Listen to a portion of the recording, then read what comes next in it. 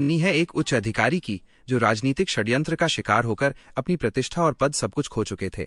उनके अपने मित्रों ने ही पीठ में छुरा घोंपा था और उन पर ऐसे झूठे आरोप लगाए गए थे जिनसे निकलना असंभव प्रतीत होता था। जब न्याय के सारे रास्ते बंद हो गए, तब उन्होंने एक सिद्ध तांत्रिक गुरु की शरण ली, जिन्होंने उन्हें मां बगलामुखी के ब्रह्मास्त्र विद्या अनुष्ठान का मार्ग दिखाया। साधना का संकल्प लेकर वे एक निर्जन स्थान पर स्थित शक्तिपीठ पहुंचे।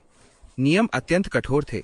केवल एक समय पीला सात्विक भोजन, भूमि पर शयन और निरंतर मंत्रों का मानसिक जप। शुरुआती 7 दिनों तक उनके मन में भयंकर उथल पुथल रही। कभी उन्हें तेज गर्जनाएं सुनाई देती तो कभी ऐसा लगता कि कोई साया उनके पीछे खड़ा है।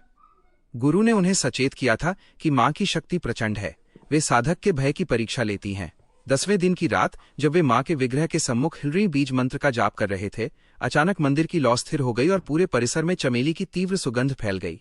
उन्हें साक्षात ऐसा आभास हुआ जैसे कोई तेजस्वी स्त्री स्वर्ण आभा बिखेरती हुई उनके मस्तक पर हाथ रख रही है।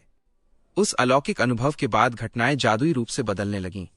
जो गवाह उनके खिलाफ थे, उन्होंने भरी अदालत में सत्य बोलना शुरू कर दिया, मानो उनकी जिह्वा पर किसी और का नियंत्रण हो। उनके मुख्य विरोधी की बुद्धि ऐसी भ्रमित हुई कि उसने खुद ही अपने अपराधों के सबूत उजागर कर दिए। 36वें दिन जब अनुष्ठान की पूर्णाहुति हुई, तब तक उनके ऊपर लगे सभी कलंक धुल चुके थे।